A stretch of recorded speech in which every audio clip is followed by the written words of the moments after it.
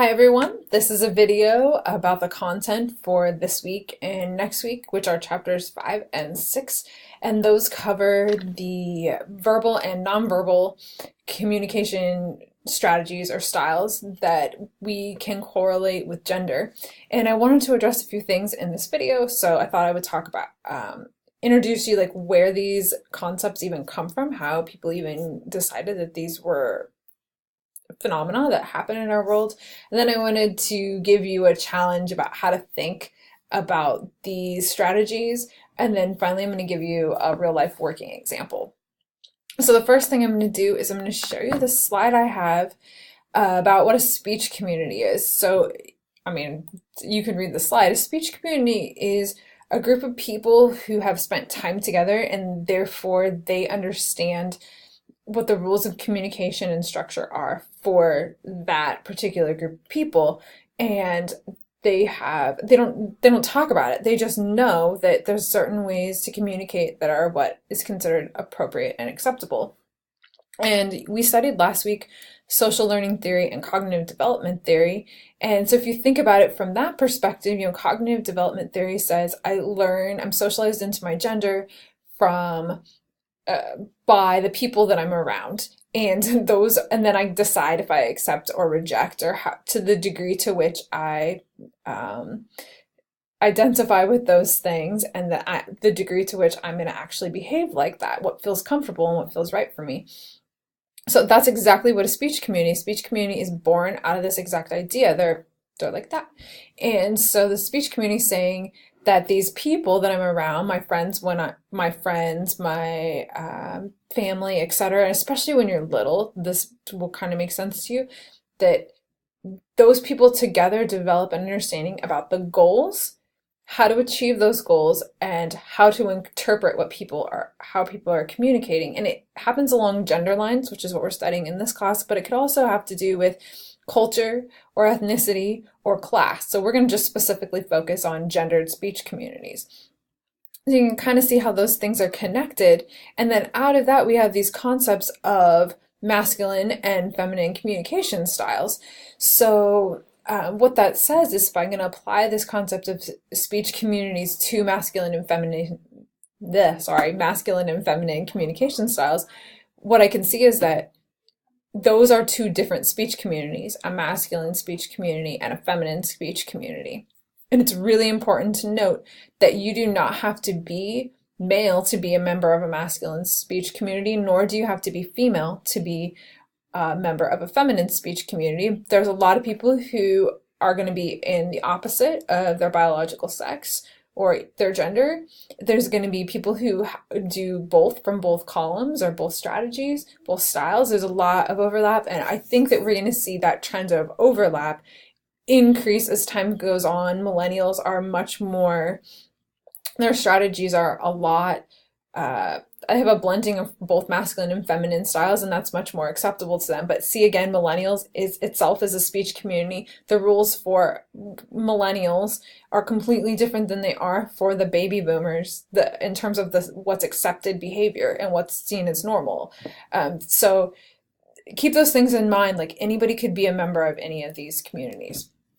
And I wanted to talk a little bit about like some examples of these masculine and feminine communication styles. So I'm going to give you a specific example that some friends of mine allowed me to talk about. So this is a list of masculine and feminine or masculine communication strategies. And you can see here again reflected with those speech communities that the purpose of a masculine communicator is to achieve a goal. It's and then everything else kind of stems from that. So it's less emotional. It's typically more direct.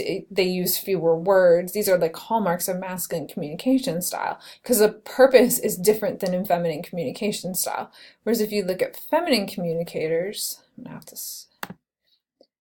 if you look at feminine communication styles, you can see that the purpose of the communication style is different. It's to establish relationships and to offer support for people. So that's why you'll see feminine communicators be less direct. Like on here it says they're tentative. Well, they're less direct because they don't want to hurt somebody's feelings. They're focused on the relationship part. So you could harm a relationship by being too direct. It's more focused on support.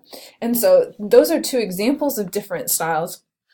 And I think it's important as you learn what the different strategies are that you think of it as masculine communicators are looking for something different in interaction than a feminine communicator. And you go back to this notion of speech communities, right? Masculine communicators have different goals than feminine communicators. Feminine communicators have different ways of getting at different strategies for achieving those goals. And these two different types of communications are going to interpret things differently. So that's going to lead to some misunderstandings or to some clarity if the people communicate a lot alike. And I've already told you that you can easily be a feminine person and communicate masculine in a masculine style, or vice versa. But that can also lead to different types of misunderstandings, and that's why we need to get more competent about this. And the other thing I was going to tell you is a quick example about masculine communication and feminine communication, so like how this might actually happen in the real world, and then the types of understandings or misunderstandings that this might lead to. So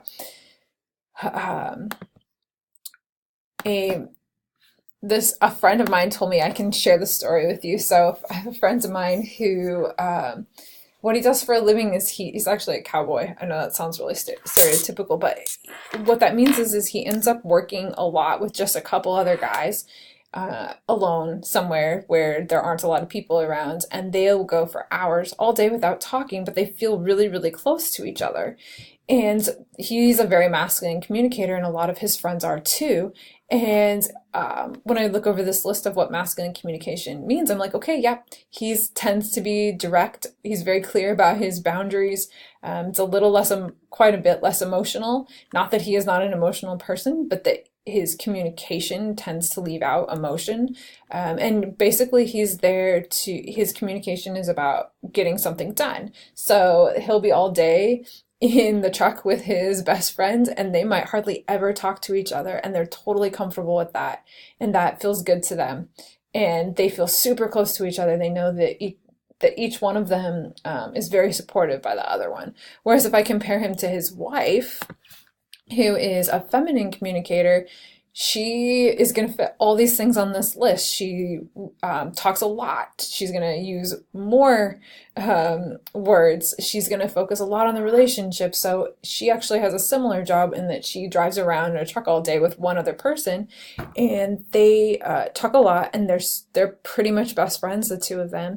And they know each other really well, and they share all these little details. So those are completely different experiences, right? You have the masculine communicator just talking about what was done, not even talking very much, and you have the feminine communicator, the other side of the spectrum, who talks a lot, and that's how they establish closeness. Whereas the masculine communicator is probably going to be establishing closeness in activities. So I think that's really important to understand, that it's not that these people aren't trying, everybody's trying to establish closeness, it's just done in a different way. So they have different understandings about why communication, or what the purpose of communication is, and they have different ways of going about that, and then they also interpret it differently. And you can see in that example, the masculine communicator's goal is completely different, the strategy for getting there is completely different, how they interpreted a communication is different. So what that can, the masculine communicators feel totally satisfied in that relationship, right? They're like, sweet, we went and had fun together. That's how I build closeness. They want emotional closeness. They just achieve it in a different way. And I think the last thing the story illustrates is those two people who are really far on the spectrum. One of them is really masculine communicator, and the other one's really a feminine communicator. When they come home at night, they have to negotiate their different communication styles. And the reason why this story even came up in conversation is because they told me one day, the girl in the story, the woman, the feminine communicator, says to me, I come home at night and I'm so frustrated because I tell all these details to my husband. I'm trying not to use their names. And he doesn't always know uh, he doesn't always know what to say, or he's just is like, that's fine. Like he doesn't really give much back to me. And then I ask him how his day was, and he just like lists off the things that they did. And then the husband is like, yeah, that's fine. What's wrong with that? He's like, sometimes you talk a lot, and I don't necessarily, I'm fine listening to you, but I don't need to do that back. He just does not feel that need at all. He's like, my day was good. I don't need to give you like my emotions about it. And he probably hasn't even thought about those half the time. And that's the collision of the masculine communication style and the feminine communication style, because they're in a relationship with each other, they're married, they're happy, but they are seeing each other, their interpretation is completely different. So she thinks he's not listening. In fact, he could probably tell you everything he felt about it that day, and he really cares really deeply. So and he just has learned to articulate it basically. So as in the relationship, I basically told him, it's like, you're doing this gendered thing and it's kind of adorable. And I was like, here's some ideas for how you might talk about that. Basically, you just need to learn to recognize that what the person is really saying when they're communicating those details, and then like meet them halfway. And they told me a few months later that just that one insight really, really changed how they felt about their interactions with each other, and that their interactions are actually more satisfying as a result of realizing, he really does care. He's listening quite hard at that point. He just isn't always going to be super expressive about it because that's just not who he is. And again, I used an example of two people who are really far out on the masculine feminine spectrum in terms of their communication style. But that doesn't mean that all people are going to be like that. I mean, if I looked at my family for an example, I can think of examples of people who have more of a blended style, or myself. I have a more of a blended style in terms of like gender expression. And actually, sometimes for me, that can cause me to bump into problems because I'm pretty direct, and people don't like that in women. It's a very common problem for women, especially young women, because we also really don't appreciate that in people who are younger. So anybody could have any of these styles. I just picked an example that was pretty far out there so that you could, far out on my spectrum, so that you could kind of see the differences. But a lot of people do both, or they switch back and forth based on context. And in fact, these are two of my best friends, the people from the example. I can tell you that if you get him alone, my masculine communicator, he'll pour his guts out to you.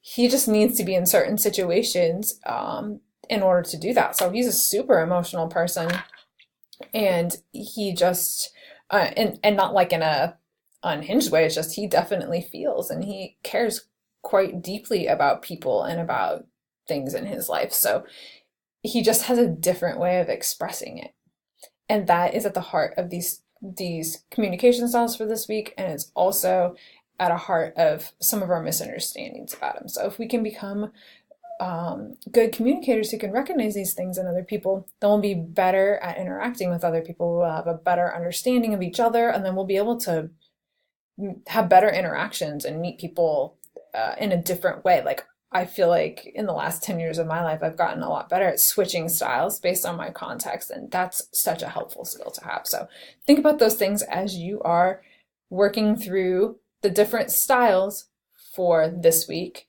and for next week, because they're on verbal and nonverbal. And then we're going to start applying those to different situations. So it'll be interesting for you to see how some of these things pop up in different contexts, and they might cause specific misunderstandings, or what types of social effects that those can have. Okay, thanks for listening.